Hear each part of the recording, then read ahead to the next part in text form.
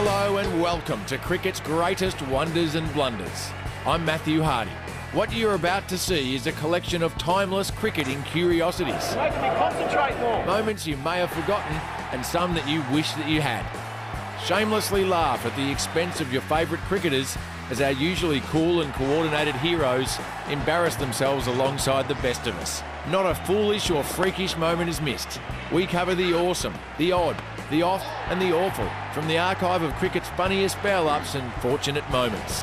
The run-outs and the rodents, the captains and the curators, the preparations and the celebrations, the mystified and the misty-eyed. They're all here in cricket's greatest wonders and blunders.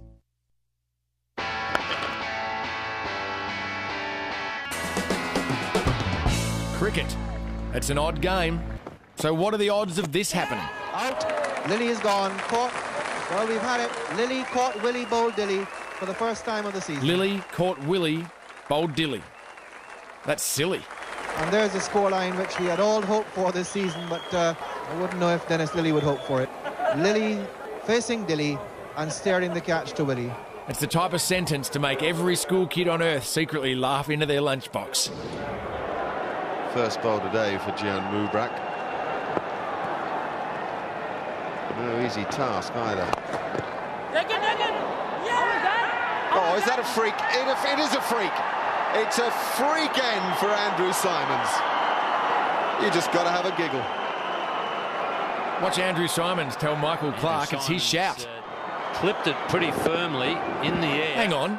If the ball came off both bats before being caught, then why aren't the two of them out? And there's the nod from the umpire that I'm sorry, mate, you're on your way. Here's Mark Taylor in the slips, doing the hokey pokey. It's out, I think. It's out, yes, he got it finally. Taylor hangs on to one. Up and down she went. That's the end of Carl Hooper. Beautiful delivery from Bevan. You put your right hand in, you stick your left leg out, you catch it third attempt, and the batsman's given out. Can you believe that? That is brilliant. He didn't panic in the slightest, but just flicked it back with his toe.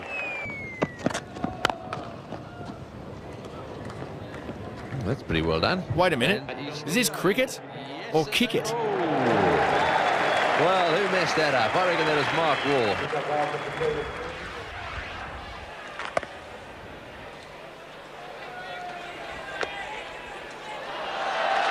What a great take by Kiyomani. How much does that grandstand love a handstand?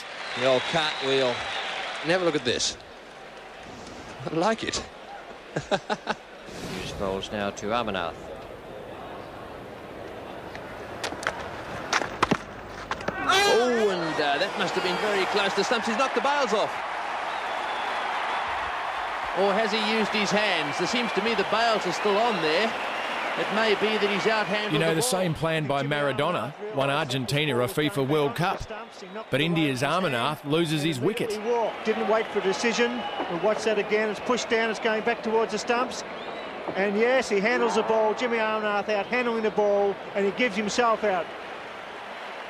Years of experience, off he walks. A very disappointed man, but a very sporting one. So this session is a vital one for the Australians as Phil Simmons has dropped one down on his stumps. Very close to rolling back onto the stumps. He was waving his foot around trying to fend it off. It doesn't look like what we can see here if it did actually make contact. Oh, it just run down the length of the stumps and failed to remove the bails. Well, you can't be any luckier than that. That is the first foot fault I've seen outside of a tennis court. Luckily, he got away with it. So Phil Simmons, as we'll see here from stump vision, a very lucky man not to get the back heeler onto the stumps as well. In the air, short of border. Watch here as we see the curator decide on the umpire's behalf that it's time to stop play. The curator, in fact, is running on the ground. He's coming out before the umpires. I haven't seen this before. The actual curator is leading the groundsman on. Well, he must think it's go. I've never seen that in all the years I've been playing cricket, where the curators come out and saying to the umpires, if we don't get them down now, we won't get them down. The umpires are looking at each other. Well, that's a first. Well, it's turned black now and a storm has hit the Gabba. People going everywhere. The curator He was right on the ball. He's got the covers down. He's trying very hard to get them down. It's pelting down here at the Gabba. I should add that no cricketers were harmed in the filming of this footage. And down he goes. But there was a groundsman who's never been seen again. Umpire Prue has called for a suspension in play. A sensible decision by the Don't be umpires. fooled. Australia is a great destination for sun seekers. And you can bet that the ground staff want to get off there as quick as they can, because if you... Perhaps even a round of golf.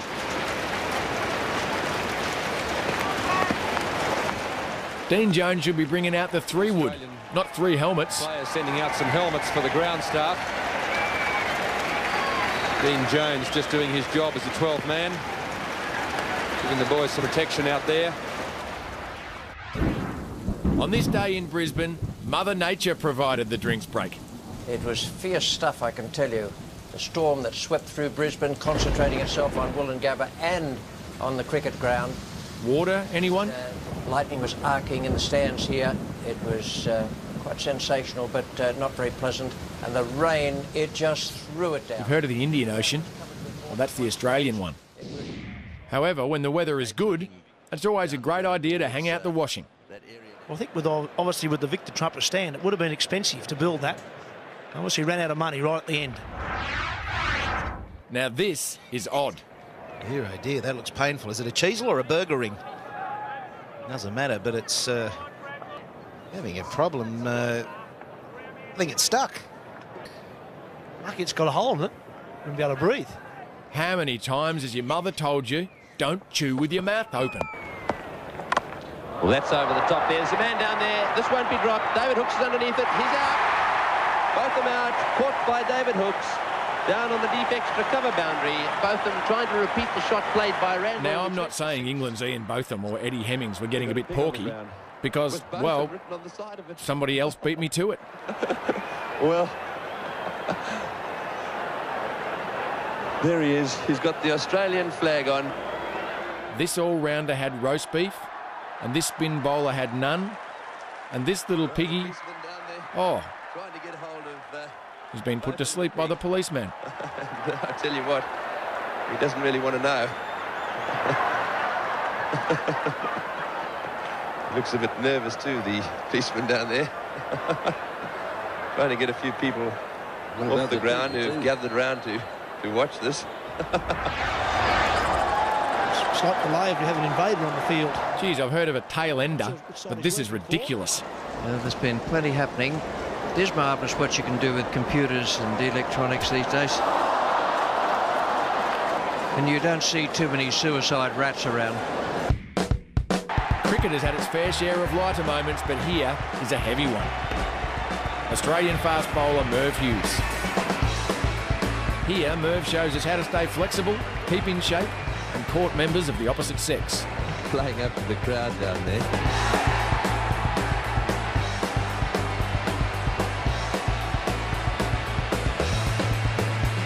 We could all take a leaf out of Merv's book, and there'd still be plenty left to read.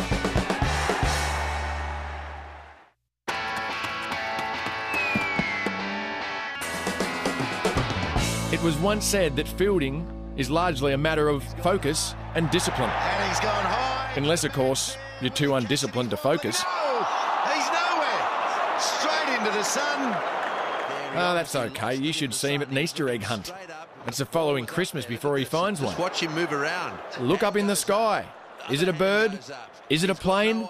No, it's Mike Hussey wishing he had better sunglasses. Not good, is it? Because it's going to be on replay and it's going to be shown a lot of times.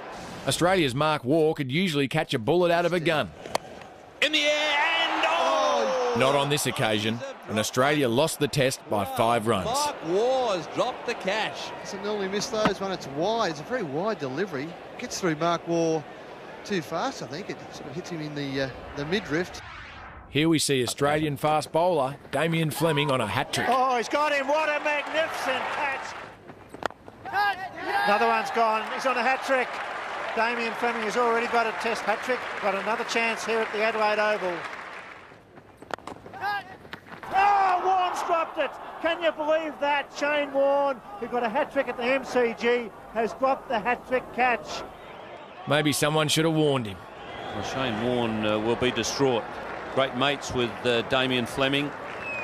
Here are some Kiwis showing they really are flightless birds. Chance dropped him well there. In what would prove to be their worst ever test defeat. Really was the sitter. Morrison got the edge from tail and he put it down at third slip.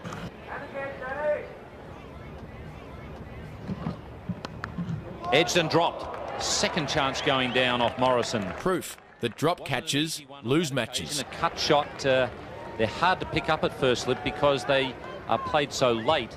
That was a tough one for Great Batch. Not to be outdone, Pakistan dropped 5 on the opening day of this test match. Hooked and dropped. Would have been a terrific catch. Including Michael Slater 3 times. He got a good piece of it, and watch Malik there right off the ground. Oh, and that's gone straight to gully, and he's put it down. What a blow. So there we go, just to his right slightly, and he was snatching at that one all right. And they've dropped another one. Well, that must be so disappointing for that young man. Very good length. He's brought Slater forward, caught the edge. All that gear, that's a drop catch.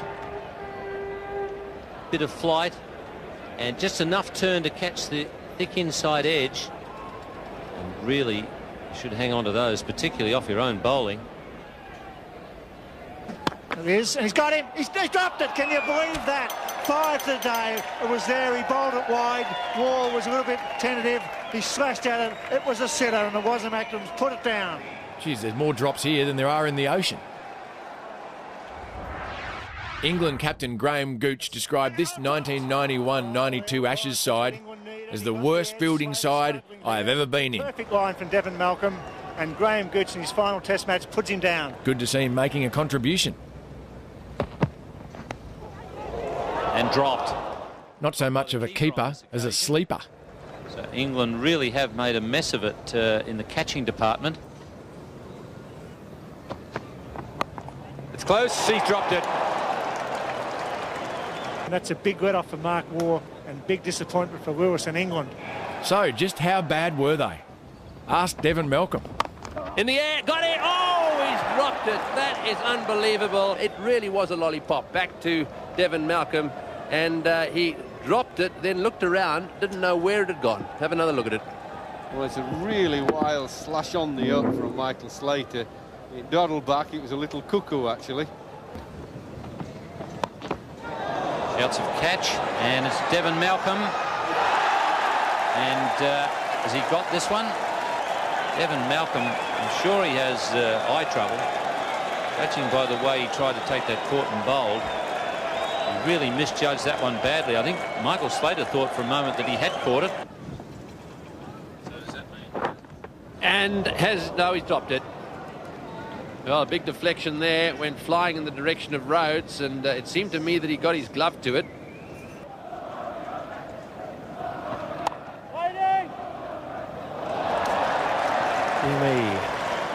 Okay, Devon, here's some footage which will make it up to you. Now he's given in. Angel has gone. Might have been a misfield, but it was a brilliant recovery from the big fast bowler.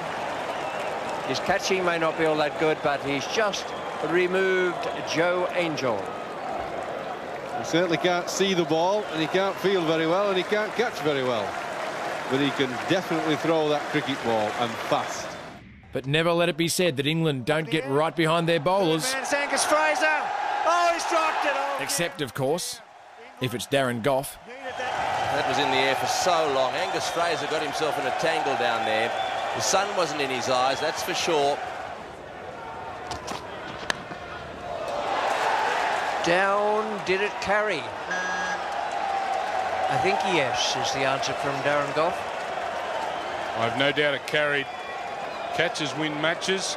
England keep this up, they got no hope.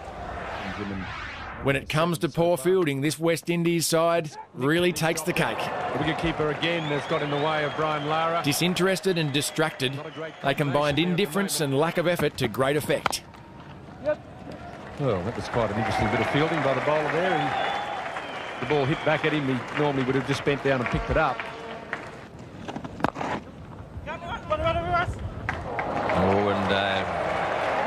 That's a bad miss. Thank you, Richie.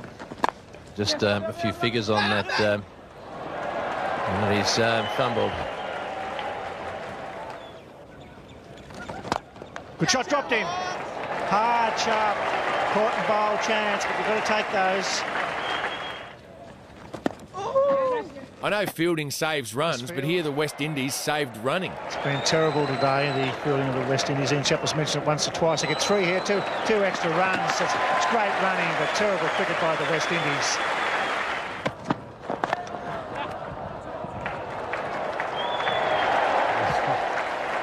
It's not...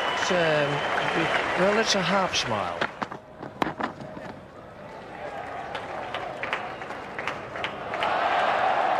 Believe it. Michael, I don't believe it. Perhaps the West Indies should have shown some of the courage of our next fieldsman. And 4 more. Oh. Has that ball caught the seagull, or has the seagull caught the ball? One less seagull on the ground. Well, it really is on the ground. But that hit him very, very hard.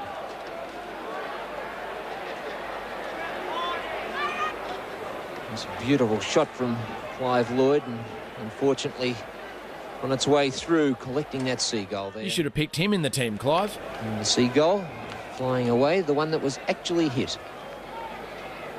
Tremendous recovery by those seagulls. Yeah, right. And thank goodness that everything's okay there.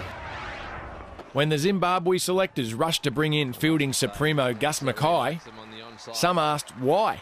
And this outfield is very fast, and I think he's missed it. He's gone diving in there, and this is Gus Mackay's first piece of fielding, and he's plugged everything, knees and elbows. He stopped the ball before the rope with his right shoulder blade, and then into the team's gear. That's a horror story. 4 runs. For when it comes to ability in the field, some players are not to be outdone. Flicked away fine as well. It's running away down towards the boundary. Whilst Gus, well, he just came undone. It's 4. Well, he's having a nightmare out there. This man has been drafted into the side to make a difference. Have a look at that for a divot. Peter Apps, the groundsman. Big week ahead. Well, at least he's trying. Very trying. Well, he tried to throw it, but it didn't go in the direction in which he intended. Can hardly believe that. He had a really good chance of running out the batsman. Yes, I'm afraid Gus is not having a very good day. Gus Mackay, we salute you. Oh, he's got onto that one, and it's all the way. Oh, beautifully taken down there. Oh, even this sight screen operator can feel better than most of the so-called pros. How can you ever possibly drop a catch when a bloke can do it like that? Now that is discipline and focus. He was out of his traps like a flash.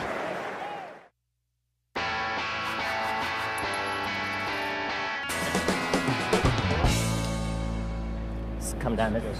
We'll have a bowl. Let's play what? You're going to bowl first? Yeah, we won the toss. We'll have a bowl, yeah. What's the thinking? There's a little bit in it. I want to give our young bowling attack best chance of a bit of grass on the wicket and get into their batting early. And what do you think is the most important thing for England to do this first day? Put it in the right areas and take our catches. That's through as well. When Nasser Hussain won the toss against Australia and chose to bowl on what looked like a batsman's paradise, he made the most famous, or should I say infamous, call since E.T. phoned home. It's a sweet stroke. What a beautifully hit shot.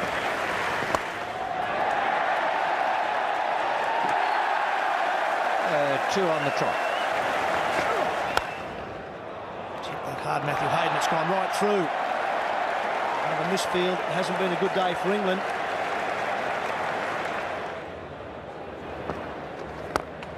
Good use of the feet, that's 4. Got past the bowl, got past mid-off, and this massive crowd loving this innings from Matthew Hayden. What a year he's having. Sweeps, goes fine, there'll be 4 more. Yes, all he can do is scratch his head. What was that again, Nasser? Put it in the right areas and take our catches. In the air, this could be out cover. Should catch this, should certainly be out. Oh, he's dropped it. I cannot believe it. I cannot believe it. Craig White on his knees, the bowler, the captain. He'll be in shock. Hayden whacks it away through mid-wicket. That's 4 more. The second best test score, and really the wheels are falling off there for England.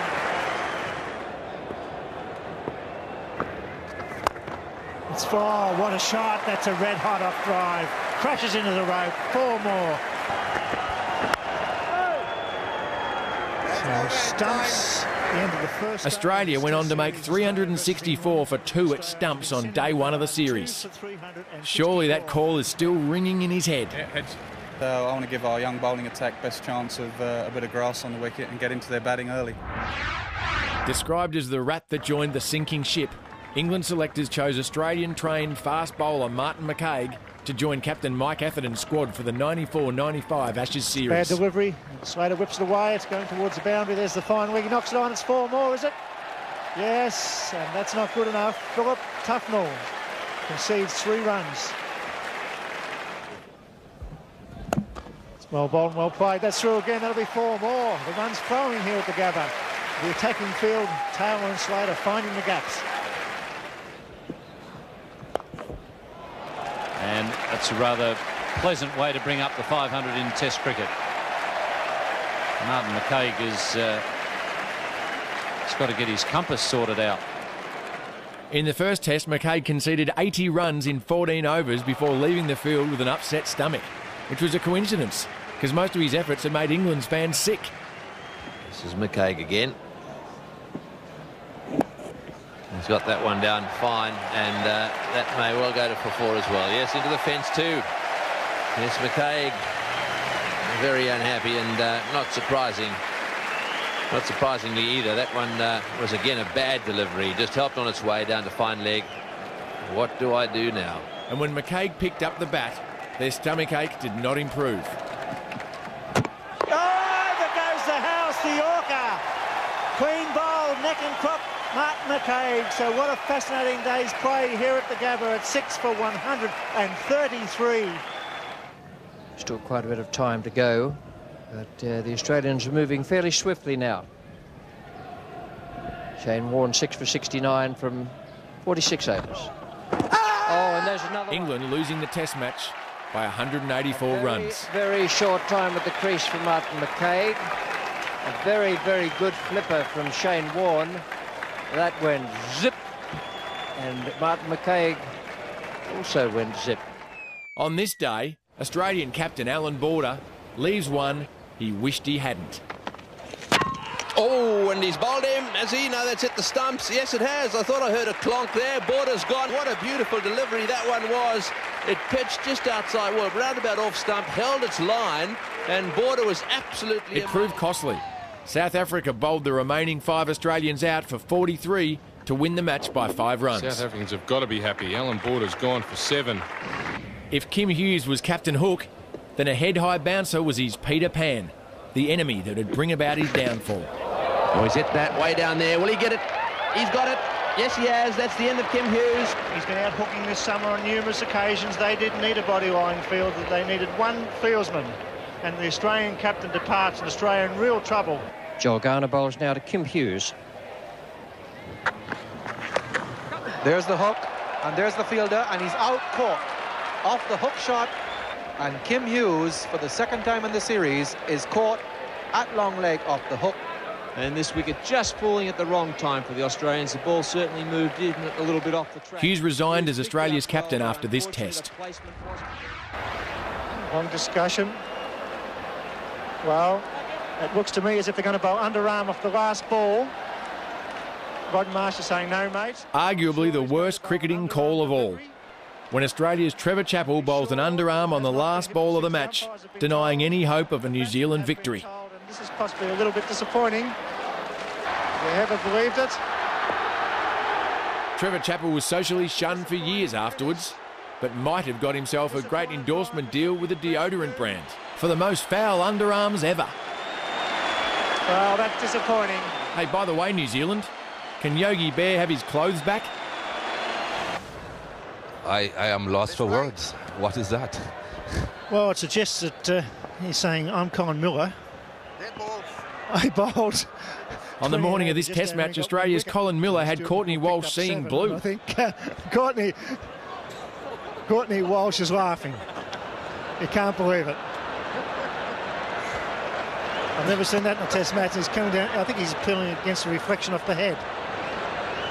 Oh, the crowd are roaring here at the Sydney Cricket Ground, wanting to make sure it's Colin Miller.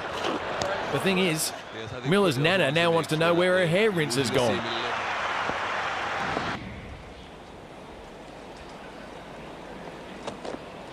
The kept away, that's close. That time he's got him, playing back. The Indian captain, not happy, saying that he may have hit that. What's going on? He's saying, please, please, what a tour. Gavaskar suggesting that he got a thick edge onto that delivery. The man who's walked so often this series, very annoyed with that decision. It's an annoyed man, and he's still not prepared to leave the ground. Here's a first.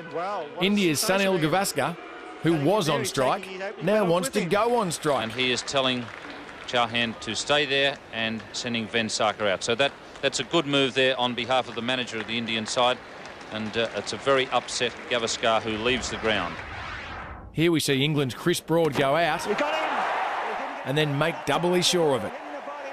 Took his eye off the ball, and it's one very upset English opening batsman. Conference between Jones and the umpire. Now then. I think what he might have asked for is the sweatband off Kirtley's right hand.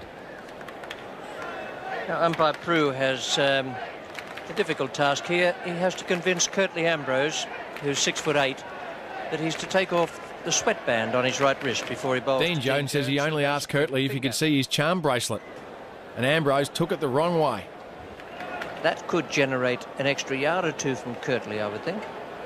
In fact, he took 5 for 32.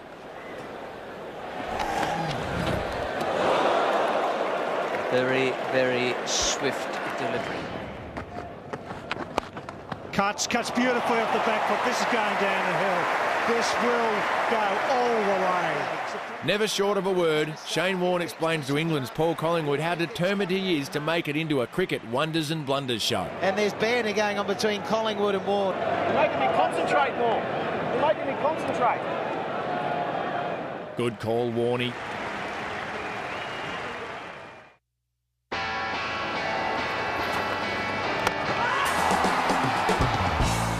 For many cricketers, there's nothing quite like hearing the sound of leather on willow. Unless, of course, you're Dennis Lillee. Dug out by Dennis Lillee with his aluminium bat, which he's using today. Used the wood one yesterday, but has come out today now with that new aluminium bat of his. Well, it certainly drove that one pretty well. And a long chase here for David Gower. Well, a bit of confrontation here between the umpires, Dennis Lillee and Mike Burley. Watch here as Australia's man of steel gets told to keep it real. Is that the aluminium bat has damaged the ball in some way. Lillee has violently thrown that bat away. Lillee had obviously been keeping all those empty tin cans for a reason. But recycling is not always appreciated, Dennis. Shot. In cricket, it's not very often both sides get a workout like this. There's a chance of 4 here if they can run. It'll have to be a relay throw. And there it is. Overthrows go. They're up to 6 now. Can they do 7? Marge is going to come back. So much for me saying he's not running as fast as he used to. But we'll just have a close-up now of his heavy breathing. The batsman may have made 7 runs off 1 ball, but it looks like he needs 40 winks to recover from it all. He's almost down and out, but he's managed 7. The Ashes of Moustaches. Ian Botham versus Merv Hughes. This is it, folks. Belly versus belly, right here on your telly. Who will come out on top?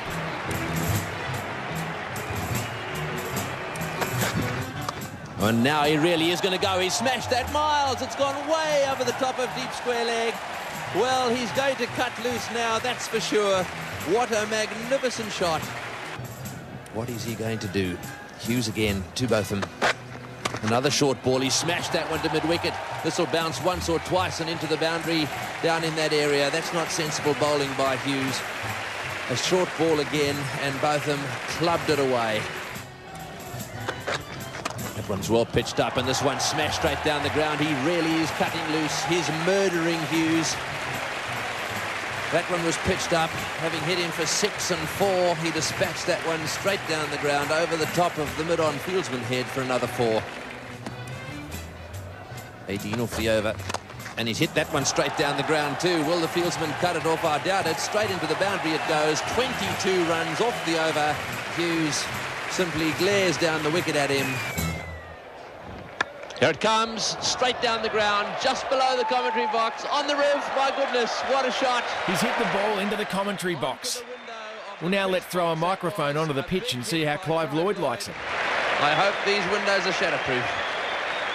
I don't know if he's aiming for some of those pressmen in the press box or not, Tony. Oh, that's one of the biggest hits you'll see. That's a magnificent hit. Someone tell Neil Armstrong to duck. And this full house, they're loving it. That's as good as you'll see. Look at it go. I know the cricket comes live via satellite, but that's bounced off the thing.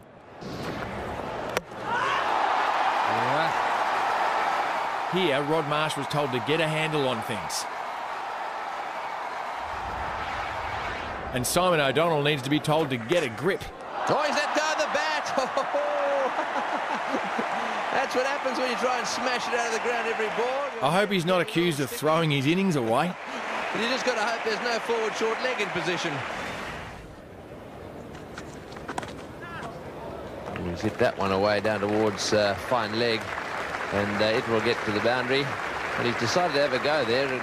Despite the presence of Merv Hughes, England's David Gower persists with his patented flick behind square leg. He smashed that, and it's going away down towards the boundary there. It was in the air. I don't think Gower would even be aware that lunch was due. I mean, how unaware can one man be?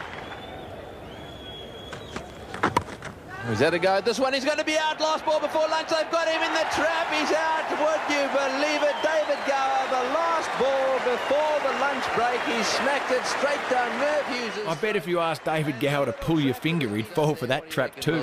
Well, it's ridiculous, isn't it? The top-class player who's scored over 8,000 runs would fall for that. The boy in the park wouldn't fall for that. His trap was set. One ball to go. 1 o'clock had already ticked over on the clock, and Gooch should be a very angry captain. And that's terrible cricket from a fine player. Now, ladies and gentlemen, sit back, relax, and enjoy the sweet sounds of Adam Gilchrist belting out 24 of his classic hits in just 1 over. Catch. Goes. And goes. First call from the centre was catch it. They then quickly added to that the bloke in the 23rd row. Probably just beaten in flight, still went through with the shot. Knew exactly what he wanted to do. And that's flat and hard. There's 3 men back on the onside boundary looking for a miss hit. May not be quite deep enough, that's the only problem. Goes again. That's even better. That's sounded superb and is superb. And it was such a controlled shot. He wasn't over swinging at all. Wasn't it crisp? He's got length, line, eye. Thinks he's got Panesar under control. What will the young fella do? Pressure situation for him.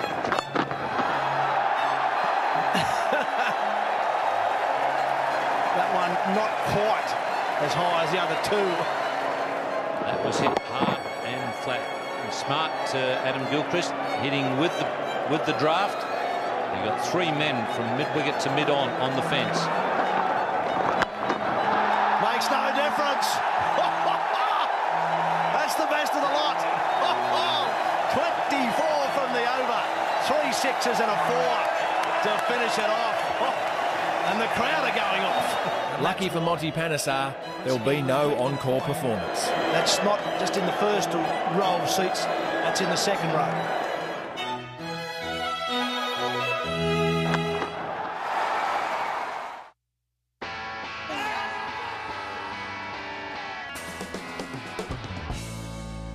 Umpires provide us with some of cricket's finest blunders, but it's only one true wonder has to be the incomparable Billy Bowden.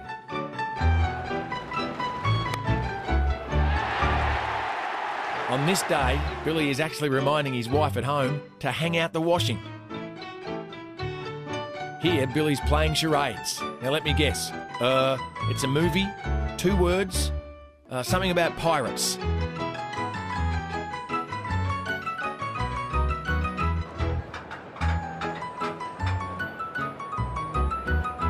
Strawberry, raspberry.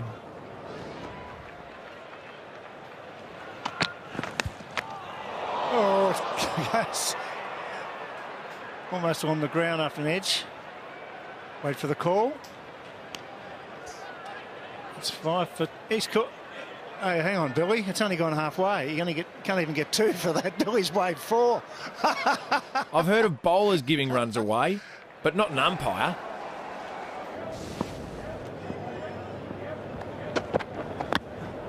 Gone for it. Was an edge. I don't think so on this. Forget it. Yes, that was a long time. A very long time. That didn't sound like it is to me. That sounded like the ground. Very belated decision. He's done it again, Billy. There's no way in the world he hit that. This is the one bloke in the world that I'm confident would walk when he hits it.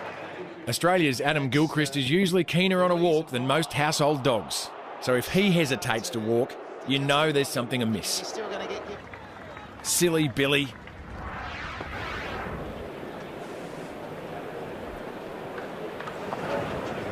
And Vessel's off the mark as it's right to stumps. John Dyson should have been out in the first over, but thanks to umpire Mel Johnson, he went on to score 79 runs. Not the greatest run I've seen taken, and Bob Willis picked that ball up. What a beautiful throw. Not bad for a man who was more out than in. And oh dear, you can make up your own minds from that picture. Jeff Lawson facing Michael Holding. Australia's Jeff Lawson was so relaxed at the crease, he was accused of being once, twice, 3 times a lazy. There's been an appeal, actually, against Jeff Lawson. Umpire Dick French has just come in and put the bails back on. It'll be interesting to see what happens with this. And you see it there. Jeff Lawson going back. No one really took much notice of that. In particular, Jeff Lawson, who kept his head looking down the wicket. Lawson faces up now to Holding. That's back in the air and just short of Michael Holding, and there's been an appeal for hit wicket again. Who steps on their stumps twice but isn't given out once? But look at Jeff Lawson here. Goes back and clearly there, exactly nearly a video replay of what happened the last over. And in that one then, there was a lot more sound to that too. But the off stump on this occasion was tilted back. So, you know, things out there certainly going the way of Jeff Lawson at the moment. And maybe it's not just baseball where it's 3 strikes and you're out. He bounces him and eggs is out.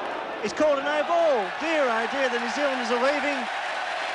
A call from Robin Bale of intimidating the batsman. Well, I don't know. Penalised for intimidatory bowling, but that's what a bowler does. Geez, that's like penalising Adam Gilchrist for hitting the ball too hard. He gets a deflection, he's out caught behind, and Robin Bale calls. As for Jim Higgs, he's so blatantly scared that he's trying to get out, but the umpire won't let him. And Harris would be very annoyed. In Ricky Ponting's first test, he came oh so close to a maiden 100. Big appeal there for LBW. He's got it. He's given him out LBW. That's hit him high on the leg. That's a very, very disappointed Ricky Ponting. And, well, what a disappointing moment. Likewise, the ball came oh so close to being LBW. Well, there we are. The question is, was it going up? Well, it hit him just above the pad, I'd say. So I think you have to say he was just a little bit unlucky. And if there was any doubt, he never got it on that occasion. So Ponting's out for 96. With their backs against the wall, India hopes Sachin Tendulkar won't fall victim to umpire Steve Buckner's penchant for a practical joke. Oh, that's close. Too much bounce. Too much bounce. It nipped back. Oh, he's given him. Oh, no. Gotcha, Sachin. That's a dreadful decision. That is a dreadful decision. Have a look at this. Just watch the movement and then the bounce. It's obviously very high. A strange one. I think everybody just let it pause and let it go because everyone just thought he was going to be too high. and say not out, but suddenly the finger came up.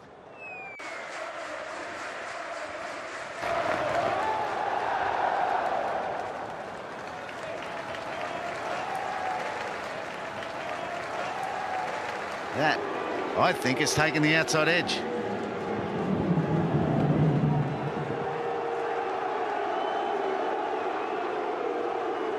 Well, I'm not sure. And in fact, there's a shake of the head there from the umpire.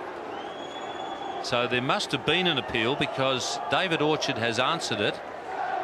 But it's definitely taken the edge. Come on, umpire. It's just England being too polite to appeal.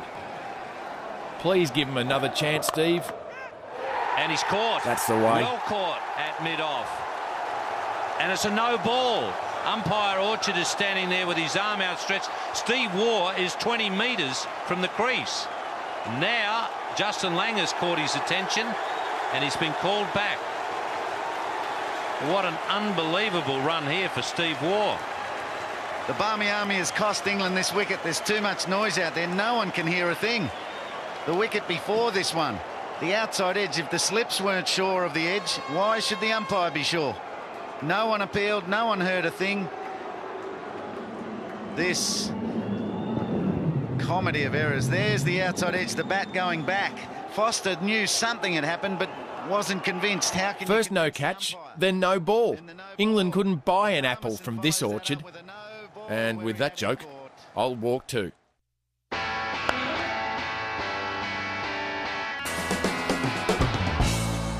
At some stage in their career, every cricketer gets the chance to be a hero. Steve Waugh on 98. The final ball of the second day's play. With a final curtain looming, Steve Waugh's hiccuping career required nothing short of a century to survive. How slow is this walk? He is dragging this out. The crowd are going to be involved here. Slow walk from first slip to Richard Dawson, his bowler. Okay, where do you want to pitch it? What's the plan, and have we got enough cover? One ball remaining. Steve Waugh on 98. Hussain walking very slowly back to first slip. Back goes the man at point from silly point. Watch out for the late case there if he pushes it down quickly. It's gone for it. There it is. He delivered on the last ball of the day.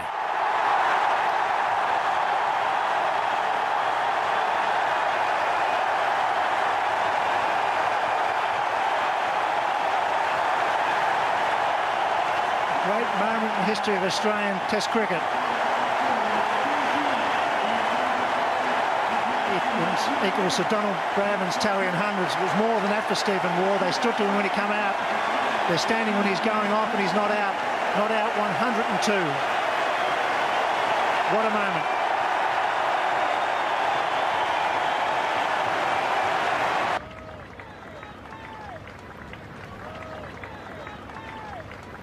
With 2 runs to win and 1 wicket in hand, Australia was confident with Craig McDermott at the crease. Down. There's a chance for a run there. Craig McDermott not taking any chances. Until he turned his back on the Windies attack, lost his wicket and copped some flack. Craig McDermott ready to face the last ball of this Courtney Walsh over.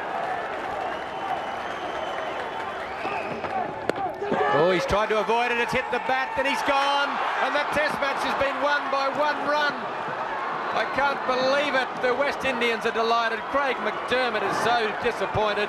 It's been a magnificent effort by both sides here today. Courtney Walsh is absolutely delighted.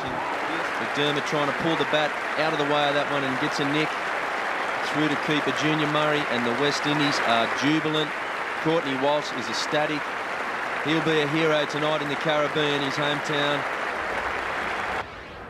In what seemed to be an impossible last wicket stand, He's got it through. Australian captain Alan Border and his number 11 Jeff Thompson required 74 runs to win against England in 1982. Yeah, it's not going him this time to let it go for 4. So ball is going to look for 2 here. He should get it satisfactorily. Over there, Mr. Fielder. And now it's 4 to win for Australia. Batting overnight, they needed just 37 the next morning to win the Test on the final day. But just 4 runs away from victory, this catch decided the match. He's second time, Submarine knocked it up. And it was taken by Miller. Thompson has gone so close.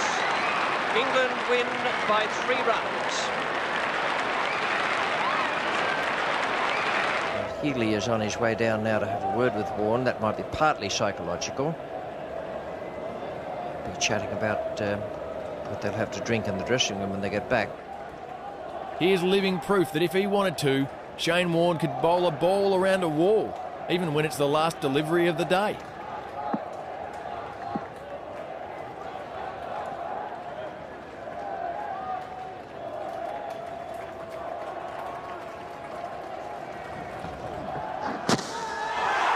You wouldn't believe it.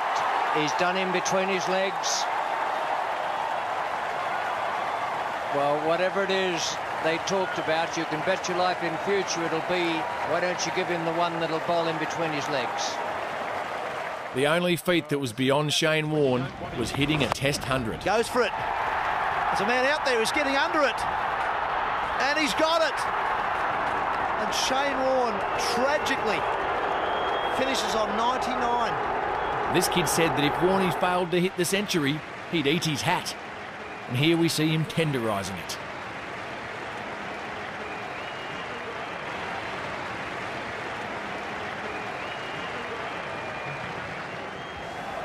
Speaking of making a meal out of a morsel, here's Alan Lamb needing 18 off the last over for England to win.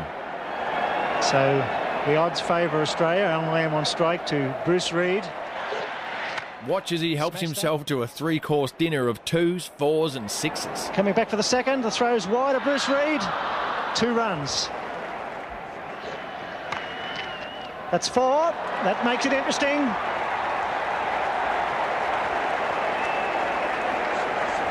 Lamb's first boundary of 99 deliveries faced, and what a time to hit a 4. Bruce Reid. Swung that at 6. Is it? That's a big hit. It's somewhere over there. I can't see it. It's gone. It's gone for 6. A magnificent hit. Whoa, whoa, whoa. But that one was really well hit and went about 20 rows back up onto the hill. 6 off 3 balls. Australia need a wicket. Smash. Well Fields. Just the single. There's the throw. They're going through. It's an overthrow. What a time for an overthrow. There's another one. Oh dear, just at the wrong time. The wheels falling off. A little bit of panic. The big danger is down fine leg. There's nobody down fine leg. A nick over the top of the keeper. In comes Bruce Reid. There it goes. It's in the gap. It's going over towards the boundary. It's 4 runs, and Lamb pulls off a miraculous victory. What a performance by Alan Lamb. He struggled for 99 deliveries. He hit a 4, a 6, a 2 and a 4, and the crowd has gone wild. And all of a sudden, out of the blue comes Alan Lamb, and away goes 2 points for Australia. A victory that was never on with 2 overs to be bowled. At the other end of the table, Australia's Bruce Reid could not manage a single bite. Right on middle stump. Oh, that's a wide, is it? Oh, it must be very close. Umpire Steve Randall under enormous pressure.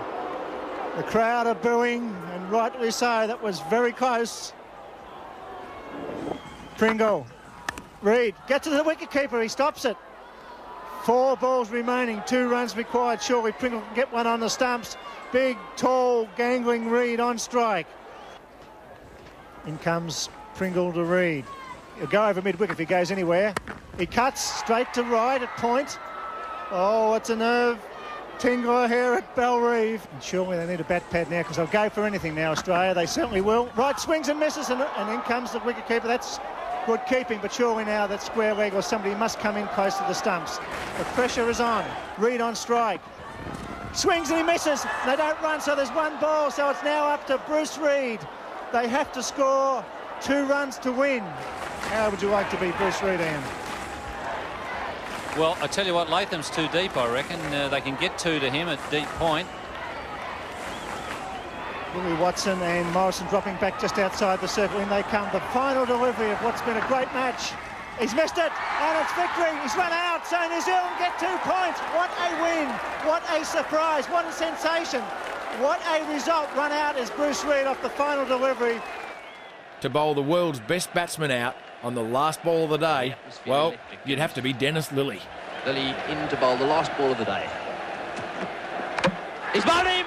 He's bowled him! The last ball of the day. Lilly getting one to nip back, finding the inside edge and bowling out Viv Richards. Well, what a magnificent start for Australia.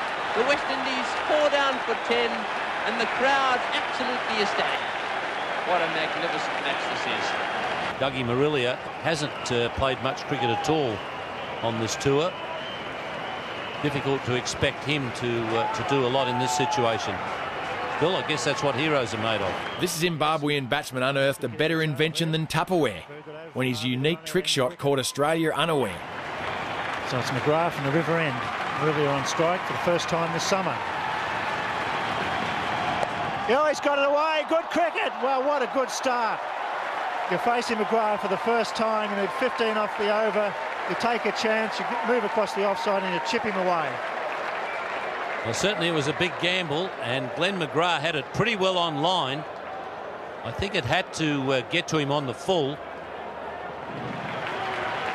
11 off 5. Boundary off this ball. They'll be right in again. He's got it away. They've got to go for 2. Go on. McGrath's in the road. Keep going. They keep going. He stumbles. The throw's just slow and he's home.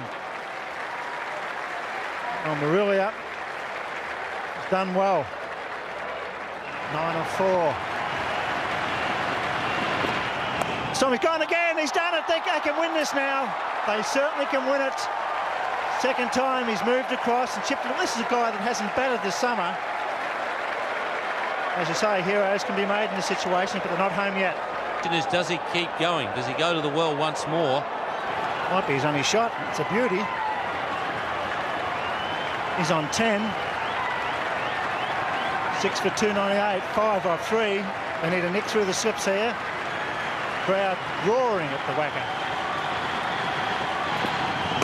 He's got it down there, but this time it was attended through the offside, a single. That's good enough. Woo! Wow, what a finish. What a run chase. He's facing his first ball. He's facing McGrath around the wicket. They've got to run. They've got to put bat on ball. Hopefully find a gap. Mustn't be an out or miss. Charge, he's got it square. They go for 2. Have to come back. Oh, they don't. They do now. Oh dear, why didn't they go for 2?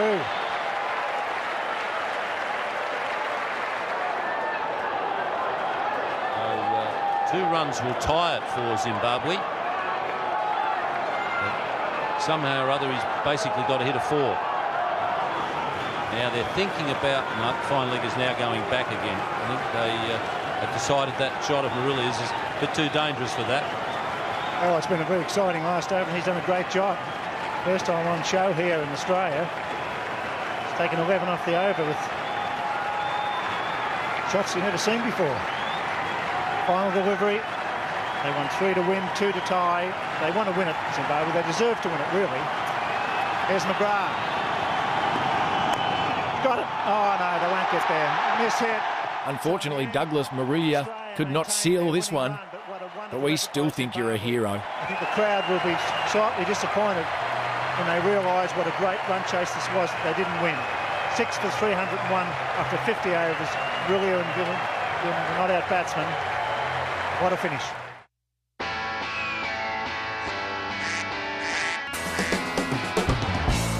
To mighty cheers and rapturous applause, Australian captain Alan Border walks to the crease for his 100th test. Well, Alan Border certainly must have a lump in his throat. It was a magnificent ovation from a crowd that loves their sportsmen and women.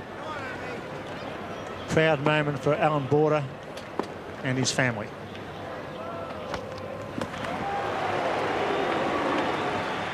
Always a gentleman, Border celebrates by letting Curtly Ambrose blow his candles out. Yorker again, and Alan Border in his 100th test match. He might have played 100 tests, but he failed to pass this one. Not only Darrells that will be weeping as he goes back to the dressing room. Adam Gilchrist is usually a winner.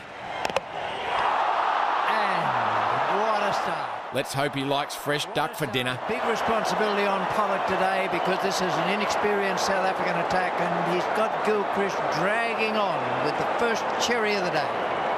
A magic start for the South Africans. If you gave them a wish this morning, it would have been Gilchrist's first ball. Well, they've got him. West Indian tail ender Courtney Walsh went out for a duck a record 43 times at the batting crease, making him the only batsman who'd be happy not to reach his 50. Oh, that's very close indeed, and that's out, yes. Colin Miller will be on a hat-trick when he starts the second innings. First ball, Courtney Walsh. He said he wasn't going to hang around, and he didn't. Playing a big shot, strikes him on the back pad, and that's hitting about middle leg. Courtney Walsh batting at number 11. He's got a reputation for being one of the worst in the world when it comes to batting, but I can tell you, as he strode out to the centre, he certainly looked the part. But have a look at this. Goes through a full routine of loosening up. And gets into position now. Not a bad stance, a little bit open. But this is where it starts to go wrong. That's it, caught behind, second ball. In this test match, he made a solid contribution to that record, scoring a pair. So the West Indies are all out. At the Boxing Day test in Melbourne, England's Mike Atherton brought his Christmas quackers. Guardian has it, bit of movement away, he's gone! That's 1 for none at the MCG. Michael Atherton caught behind. Played, apparently got an edge. He wasn't happy with that decision. A good replay. Yes, he's not just not happy, he's normally a very calm, collected customer. I'd like you to meet my friends, Donald and Daisy. Well, he's got him this time. He's bowled him neck and crop. It's 1 for 5, a pair, unfortunately, for Michael Atherton, but superb bowling by Fleming. Yes, Michael Atherton once again going nowhere, neither forward nor back, just straight across the crease, and beautiful bowling from Damien Fleming. Oh yeah, yes. Excellent seam bowling that is. He's deserved a wicket. Here, Sri Lanka's Prasanna Jayawardene sees Atherton's pair and raises him a run out. Oh, he's... Oh, now this is going to be interesting. This is going to be a runner. Yes, he's gone. Well, the runner's out of his ground, so he's run out. Absolute pandemonium out there. The chaos is happening all behind the back of Jayawardene. Oh, he looks straight to the runner. Where are you going? I'll go. No, you go. And Maharu swings and misses at the crease. Oh, and yes, he's got him out first ball. Out for a pair. Prasanna Jayawardene, who fought so well in Brisbane with the bat. Anything you can do, I can do better. Has been reduced to a pair here. Has not troubled the scorers for 1 run in this test match.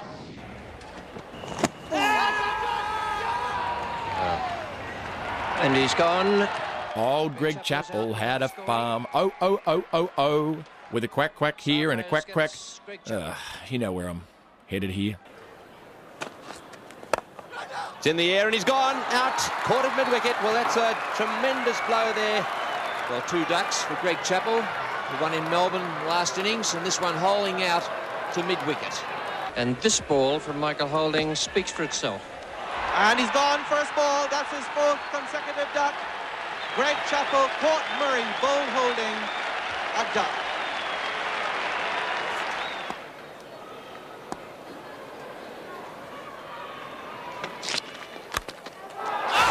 First ball. Well, when you're hot, and when you're not, you're not. That's what Greg Chappell must be thinking after this delivery. Getting a standing ovation from the members, and one can only feel for this man what must be going through his mind. Australia's greatest batsman, and the best batsman we have ever produced. And what's on everybody's lips at the Melbourne Cricket Ground is whether he's going to get off the mark or not. During one particular series, Greg Chappell had scored so many ducks that a fan brought one along for his collection. And is that an omen? My goodness. That duck out there quacking away. They've let him out of... Someone's brought a duck to the ground. My goodness. I think they're the culprits. They're responsible for bringing the duck to the ground. The police just having a word with the young man who clearly wants his duck back. And there it is. The policeman's got it. And a little cheer from the crowd as he takes the friendly little duck out of the ground. Whether the fan or the duck got roasted the most is yet to be determined. But either way, Greg's form was plucked.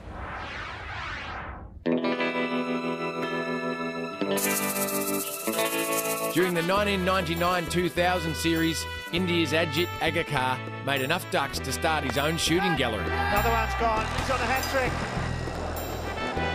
Ajit Agarkar. And he's going to have to face the music. Oh, and that's one ball. Big appeal. It's got him out. LBW first ball. Ajit Agarkar taking straight. Which it will leave it. He's on a hat-trick. You can see the tenseness written all over his face. Brett Lee at the top of his mark. Too many ducks on the scorecard. He's a good cricketer, this fellow. He'll be wanting to change things here.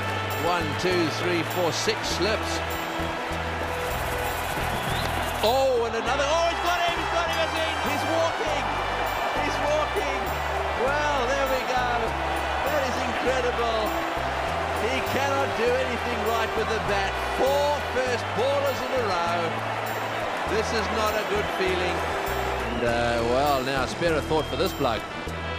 Ajit Agarkar. 4 first ballers in a row. He's coming out there absolutely wide-eyed, looking down the barrel at 5 in a row. Doesn't he look tense? Right, well, this will be very interesting. We'll try and keep close up on the eyes of this young man. This is not a great experience, but his eyes are going to open up wide, that's for sure. Can he get out of this horror trot? 4 first ballers in a row, and the Aussies want the 5th. Hooray! Well done. He's let it go. Well left, very well left. Just wide outside off stump. Not for a minute, and he comes again. He's gone! He's caught behind. So it's 5 ducks in a row. Oh, this is so sad.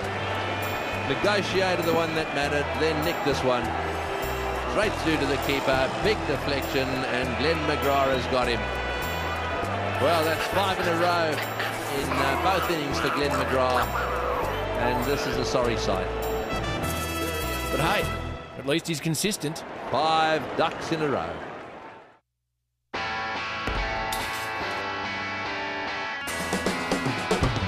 Secure your box and insert your earplugs. Here are some sorry moments with even sorrier jokes. That has hit Border in the face. I think it's got him on the side of the cheek. It certainly is a vicious delivery. Border going for the hook, getting right behind it. No helmet, and smacked him, looked like right behind the left ear. Bernie Thomas on his way out. Here we see a very courageous Alan Border being helped from the ground. Going off. Retired hurt with 109 against his name.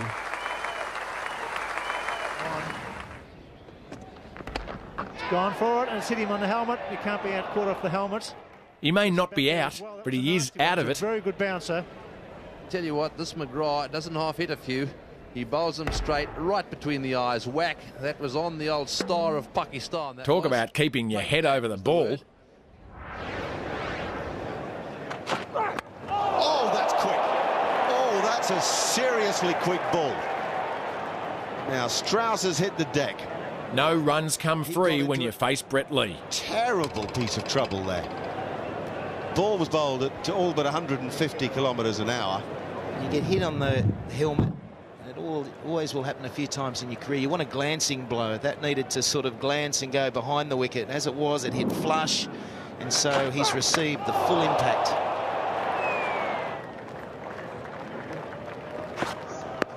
Oh, struck him nice and sharp. 40 k's. Come on. There's more than one reason to call no ball. Crash into that, the first bit of protective gear you put on when you're getting ready as a batsman. And luckily it was in there. It's right about now that everyone else is laughing and finding it extremely hilarious that you've been hit there.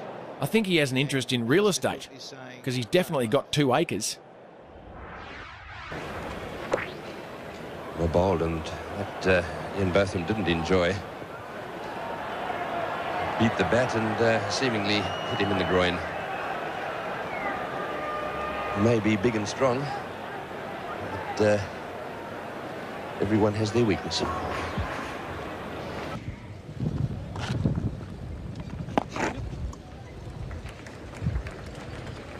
Oh, this is more of a 6 bingle than a quick single. Could be out. No, they're back. I think they're back. I think the throw was too slow. He went the wrong end. He had Mark Walcott out it, and Walk collided. There they collapse. Look, there's down. He's got the ball. Look at that. Why wouldn't you take the bails off? I hope he's got insurance. That is quite a mix-up. Now, he's got him absolutely stranded at the other end.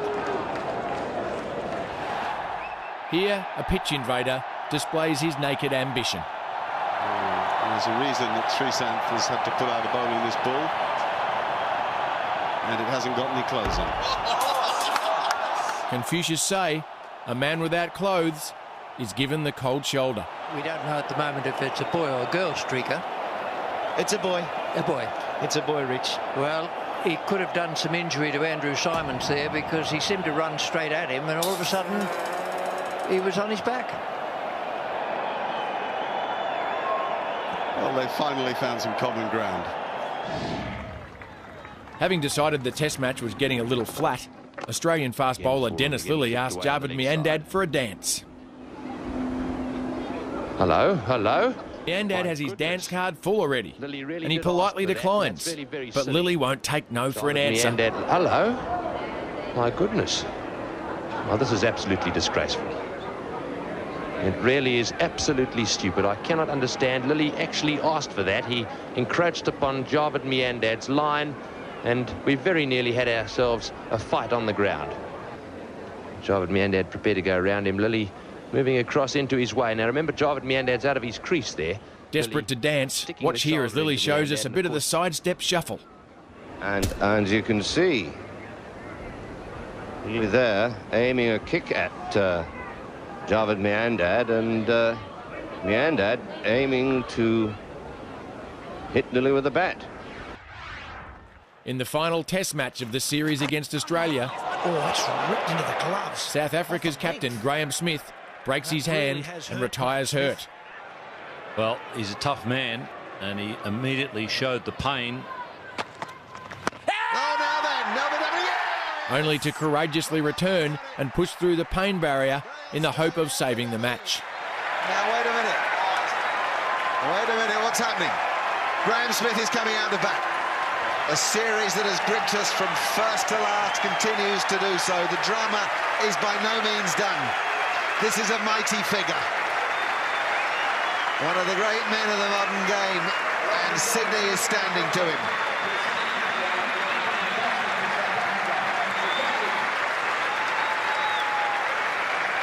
And the Sydney crowd really appreciating Graham Smith's courage to come out and bat for his country. The captain leading the front like he has all series. His right arm is the problem. That's the one that grips the bat. McDonald now. Oh, and he survives. Pirantini, unbeaten with 16, is on strike to Doug Bollinger. Oh, and he's edged it. Matthew Hayden's now dropped it. You can't credit this. No. Every picture tells its story. After this over, 3 overs at each end, or 26 minutes. Wow, this is unbelievable. Oh, played. Very well played. It will have hurt. It will have really hurt, but it is magnificently well played. 1 ball left in this over. Smith survives it. Staggering scenes at the Sydney Cricket Ground. It's 9 for 257. Remember, that bottom hand is broken. No bounce.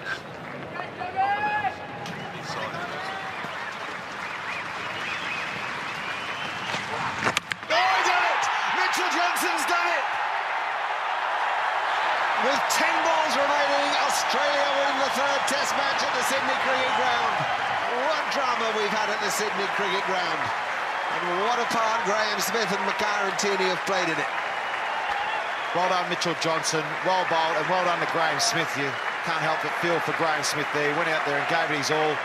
He may have a broken hand, but he's no broken man. Finally, for a joke that really hurts, watch here as fine leg becomes a broken one. It's quick. And he knocks it for 4. Wow, it's not happening for England. Oh, careful. And he's in trouble. Oh, it's Jones dear. too. Looks like his spig's got caught. Oh, dear, oh, dear. Doesn't want to see. Oh, the right knee. Goes for 4, but he's in a lot of trouble. And England's in trouble as well, at 139 for 1. He's been the wicket taker so far. Let's hope they get better. The jokes and the bones.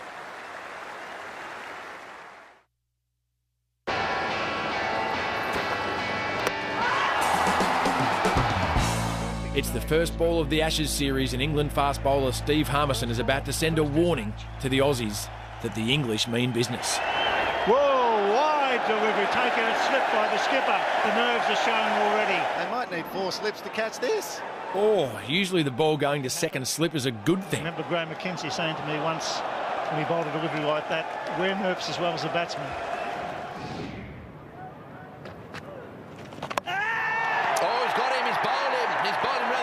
That one's curled around his legs like a hungry house cat at tea time. It's actually hit off stump.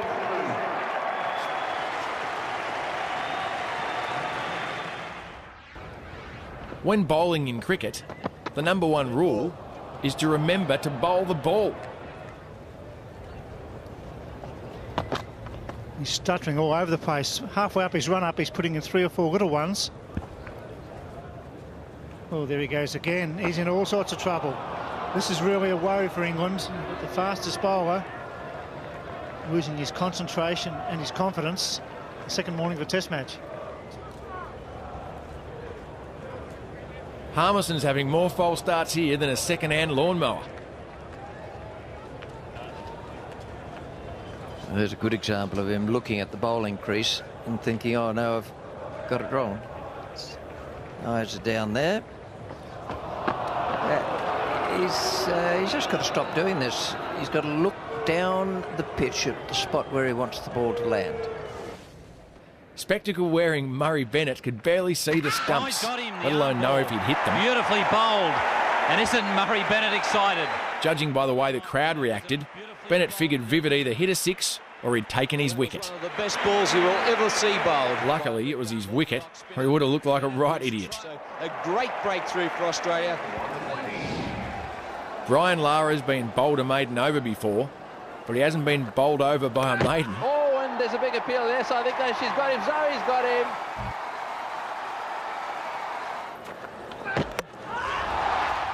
This is Curtly Ambrose serving up a 17-ball over. That's almost as many deliveries as Santa Claus on Christmas Eve. Well, he's had a go at that one, no ball called, and so there's no point in trying to catch that one. No. And again. Right, he's round the wicket to him now. This will be a nasty angle for Warne. Right behind it again, well played. Well, that's got to be a no ball. Yeah, way outside the return crease. The back foot there was not just touching it, it was way out of it. That's better. Whoops, and again, Warne no idea where that one's gone.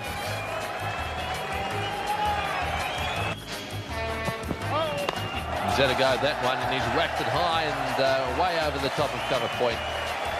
Bouncing down towards the fence. Will it get there? Probably just. In fact, it's just short of the rope, so that's the over so far. Illegitimate balls all over the place. It's going to be a long over for him. Whoops, and he's hit him again. And another no ball.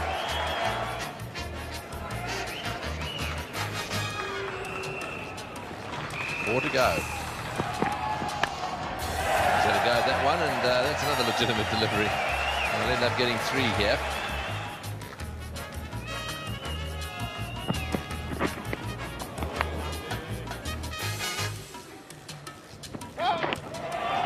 Well, he went for it that time, but it was a bit wide, and another no ball. And what's more, he's had a go at it, the wicketkeeper, and it popped out of his hands. They're obviously all getting pretty tired out there at the moment. No ball called again.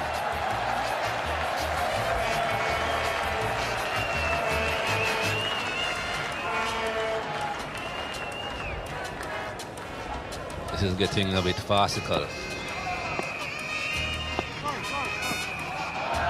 Oh, and Warren backing away and saying sorry, sorry, sorry. Oh, he went for the leg stump. Well, hopefully one ball to come.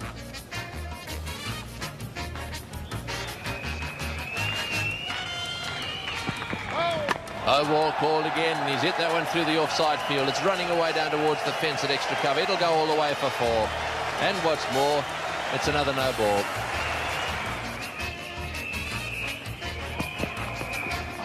And that one's through to the keeper. Well, that's the end of a marathon. 13 minutes it took him. It's 8 for 167.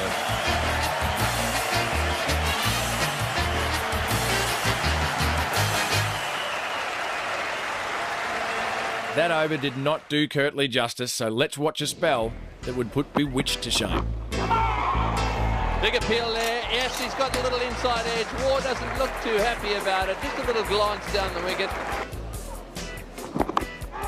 Shouts of catch it, and Richie Richardson, the captain, has done that. And once again, Kirtley Ambrose does the job for his skipper. And a shout, he's got him first ball. So Ambrose is now on a hat-trick. Edged and straight to Brian Lara. So that's 3 on the trot now for Ian Healy as Australia lose their 6th wicket. It's in the air, could be out. Arthur's running with the ball. He should catch this. He does. Ambrose gets 5.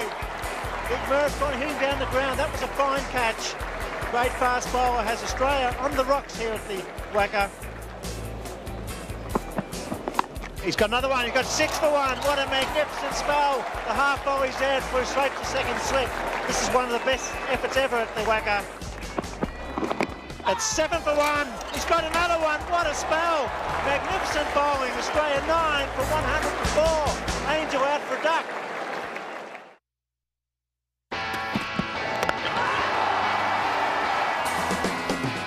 In cricket, as in life, there's nothing quite like the embarrassment of pulling up just short of the mark. Graham Gooch's wife there with the dark sunglasses, I would reckon one of the most nervous individuals on the ground. Graham Gooch has got 99. He's off for it, he'll have to hurry. He's gone, he's run out for 99. Graham Gooch run out for 99. What a disaster. Oh my goodness, for Graham Gooch that was really disaster. Throw from Kim Hughes, and Graham Gooch run out for 99. It was a last fraction of a second decision by Gooch. Here, England's Graham Gooch falls inches short. He's gone by a matter of inches, just 1 away from a century. No wonder his wife looks disappointed. What sadness there. So he's still on 99 and also back on strike. Just because you only need another run doesn't mean you invent one. And he goes, big chance. Yes, he'll be out. Hit the stumps. He's run into his non-striking partner. And he's run out for 99. Well, there are times I can hardly believe what I've seen. And this is certainly one of them. Fancy going for that and fancy doing that. I mean, the situation was already dire, and then he's brought undone by friendly fire. Oh, dear. Oh, it's a run out, miles out. He kept coming, and that's the end of Lara. If you're a tail-end batsman, when Brian Lara says jump, you ask how high. You do not stand still and ask him what. Yes, he was yelling, come, come, come. By that stage, Brian Lara gave it away. Australia has brought England to their knees before, but in this case, they were literally down and out. Big question. It's gone onto the stumps. Has he run out? I think he's been thrown out. Let's have a look at this. Will be an interesting dismissal. This is going to be OUT, out.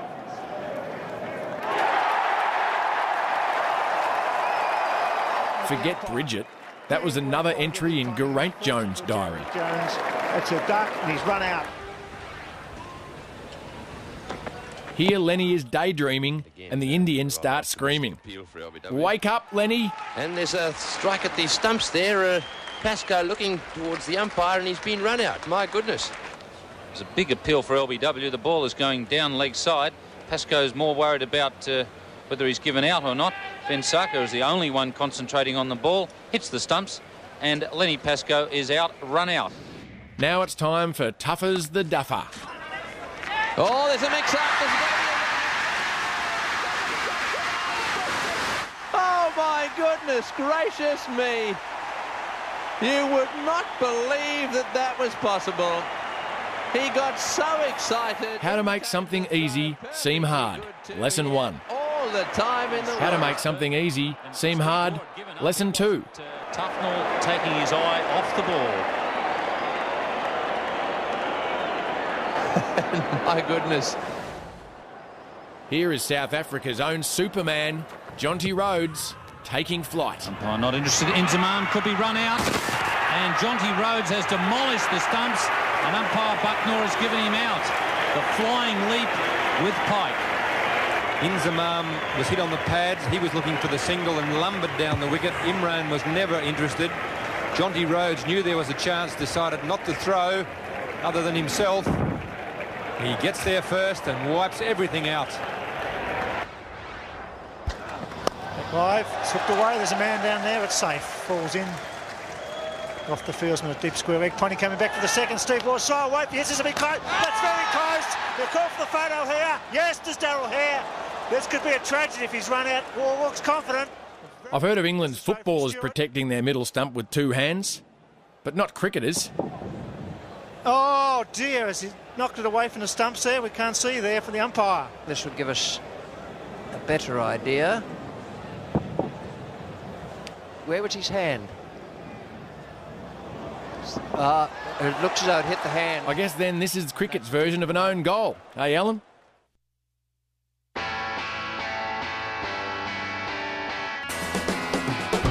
If there's one thing that cricketers and cricket fans are good at, that's celebrating with true passion and style. He's on 48.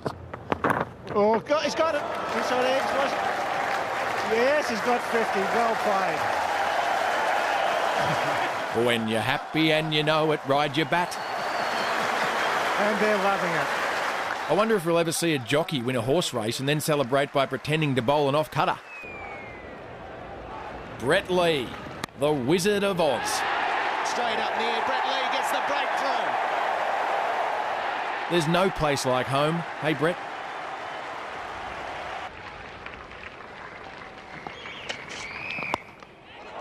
Oh, got him! South Africa have got it. They've won. Straight back to him. Cotton bowled. What a game for de Villiers.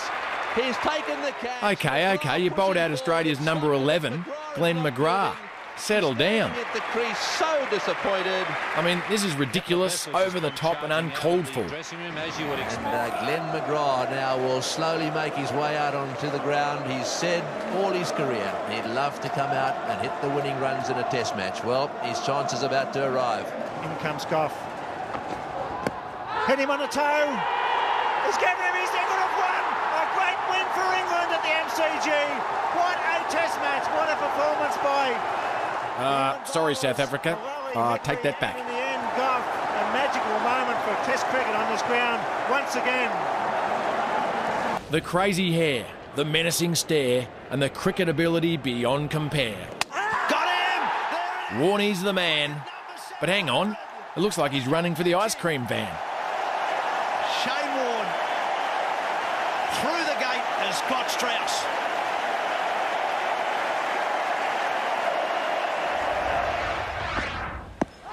Close. He's out and victory for India. Look at those Indians. Well bowled, Kapil Dev.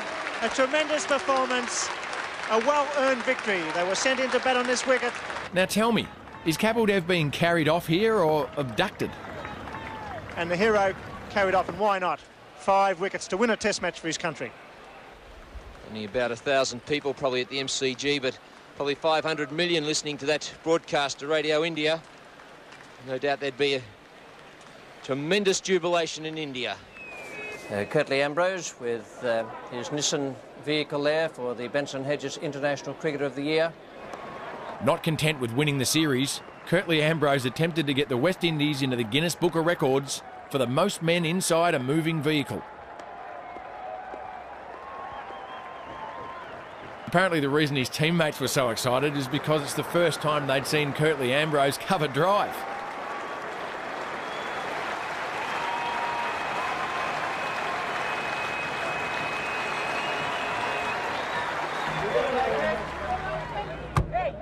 Who don't like it?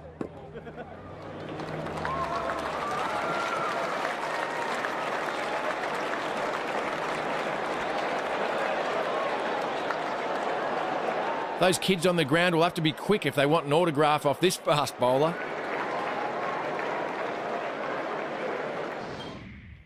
Here's New Zealand's Mark Greatbatch taking a great catch. What a good catch. Brilliant. Before thanking the media for their encouraging words. Now that is a classic if ever I've seen one. And Greatbatch has taken a blinder. And he's very happy, and I think he's having a few words to say to the press box at this stage. He's probably reminding them that he missed a couple earlier in the series. It's 3 for 227.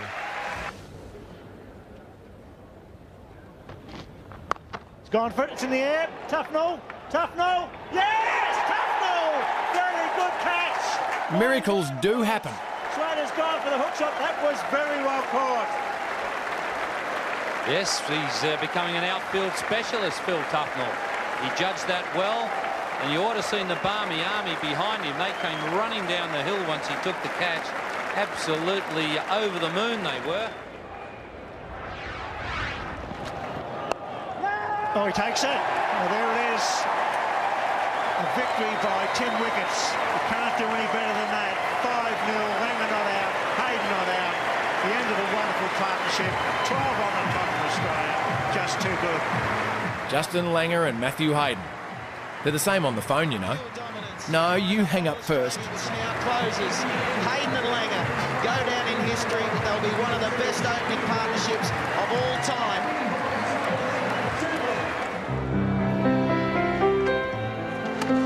Here we see Merv Hughes and Alan Border go through every phase of an adult relationship. Alan Border given a pat on the first date. Is that a pat on the back or a kiss from Merv Hughes? Careful, AB. He won't respect you in the morning. Whether I'd want to be kissed by Merv, good bowler though he is.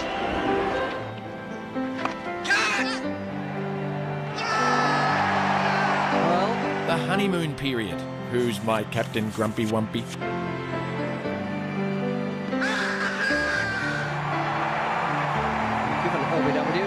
Finally, the amicable breakup. And Hughes making his way in, just the odd handshake this time. Oh well, all good things must come to an end.